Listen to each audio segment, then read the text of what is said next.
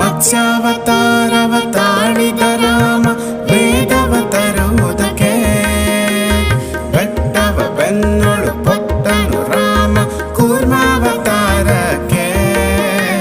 ಭೂಮಿಯ ಪೊಟ್ಟು ನೀರೊಳು ಮುಳುಗಿದ ವರಹಾವತಾರಕ್ಕೆ, ಕರುಳನ್ನು ಬಗೆದು ಮಾಲೆಯ ಧರಿಸಿದ ಪ್ರಹ್ಲಾದನ ಸಲಹುದಕ್ಕೆ.